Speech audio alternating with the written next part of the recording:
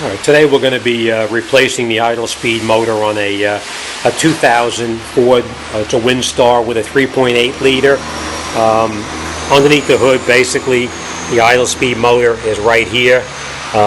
When I change the idle speed motor, we're going to replace that with a new one. At the same time, we're going to clean out the throttle plate inside here. I'll show you how to do that too. So let me get some tools, and we're going to get started. And just so you know, the problem with this car here is that the vehicle starts and runs, and it idles fairly decent, but then all of a sudden the idle drops down, it'll stall out. It starts back up, it runs okay, and it continues to stall out. There's no codes in there, which is actually a common problem with an idle speed motor. A lot of times you won't have a code with it. So let me grab some tools, and we're going to replace this motor, and I'll show you how it goes. What we're going to do first is we're going to disconnect this plug right here on the side of the idle speed motor.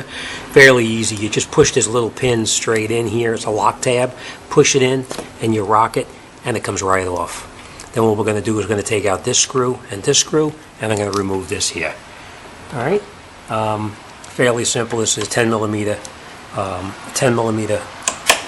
bolt on the top here, and as you can see, this doesn't fit in there very good. The angle is actually off, so we're going to get in there with a swivel so we can get it off. So let me put that down and I'll show you how it goes.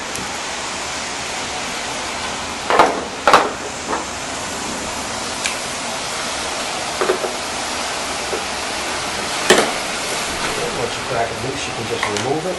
Don't lose the nuts. The bolts, I should say, because you're going to need to put them back in with the new idle speed motor.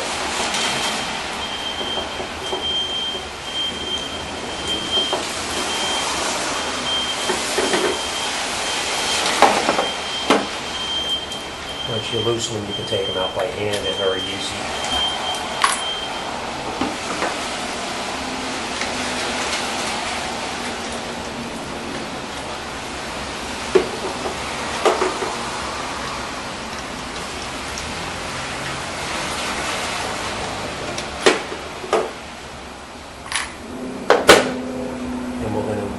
Show you real quick.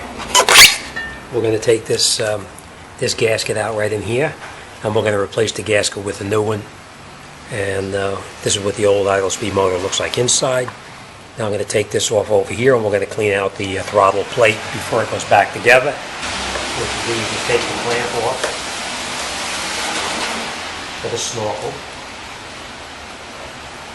and we're going to remove it, get it out of our way a little bit so we have a little more room to work.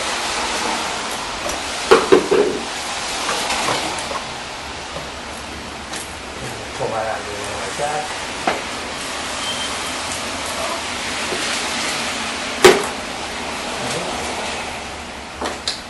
Let me show you why I'm going to clean out the throttle plate.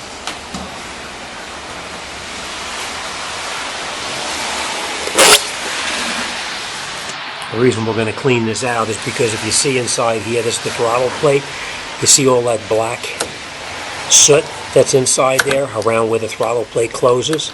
We got to clean that out of there before we put the new idle speed motor in. So we're going to clean this out with some cleaner, and the way you're going to do that is you're going to put a rag down underneath the bottom right here so you don't get the fluid all over everything. And then we're going to hold this throttle plate open, obviously, but the engine is not going to be running. Open this up, and then we're going to clean it with a brush. So basically, to clean it, you can use just an old toothbrush or any kind of a brush that's made to clean these out. So let me get the brush and get the fluid, and we're going to get started. As I said, I'll stick a rag down in there to try to catch that fluid so it doesn't get all over the place. I know it's a little difficult to see. I'll do my best to show you what it looks like here. What we're going to do is we're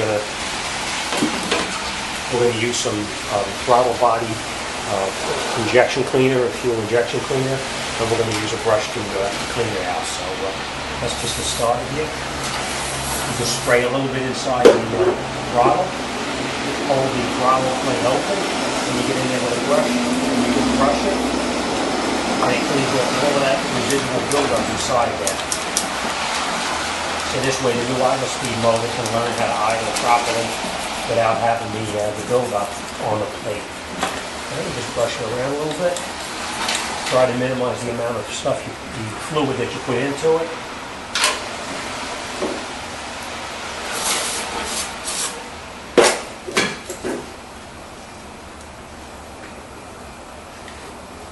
can wipe it out, you wipe it out, because it's going to smoke a little bit when you try to start this thing up.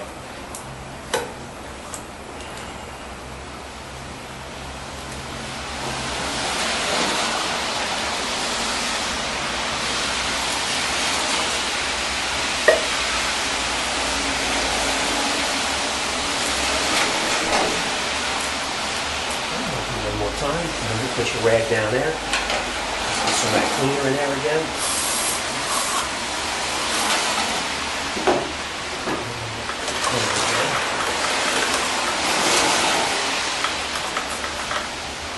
Open the throttle plate up and brush it.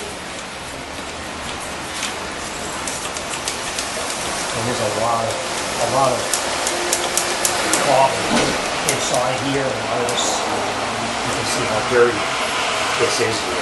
I'll show you what it looks like inside. How dirty it is inside too, and you see how dirty it gets? And this is all the stuff that we're going to clean out of there now.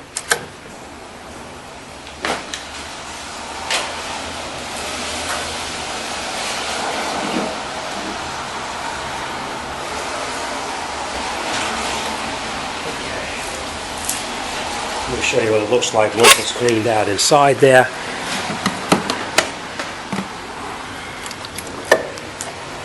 See how clean everything is inside there?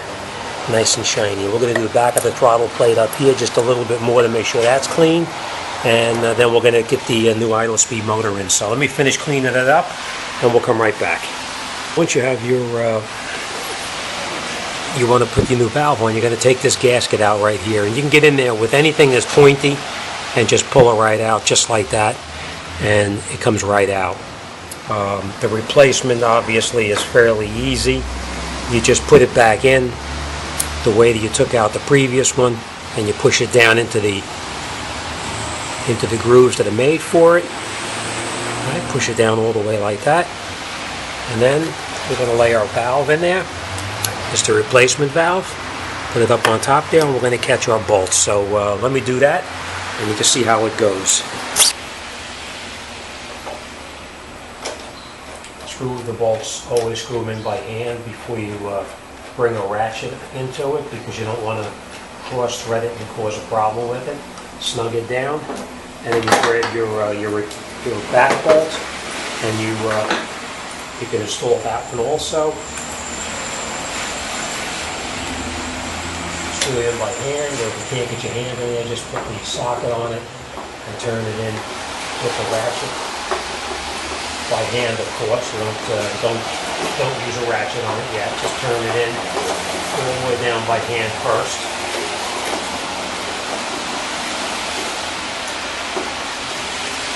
And then you can snug it down. You're not going to snug it down too tight because you don't want to break it, because you screw it into a plastic plenum. Here. Alright. Next thing we're going to do is you're going to plug your plug back into the idle speed motor, and you'll feel it snap in place. And last, I wanted to show you the throttle body.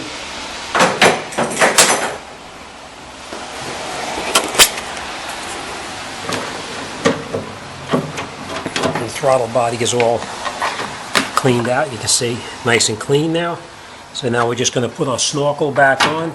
I should say the air intake right here, hose, and then we should be ready to start it up. So remember, when you put your hose back on, make sure you put your tube back inside here that previously was removed when you took it off. So let's get this on here first.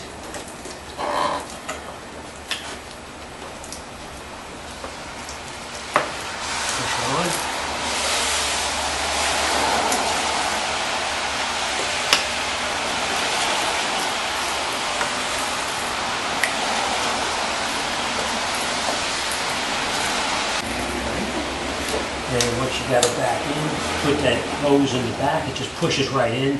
No clamps required for that, you just push it in there. And tighten your clamps up right here.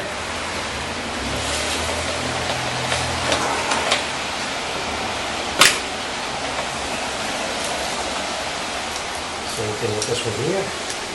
Now remember, when you start it, you might get a little bit of smoking because of the cleaner that we've run into it. But it'll run for a second, it should clear right out. And then you'll need to drive it to the computer to relearn this idling procedure. So let's fire it up and make sure we're in good shape.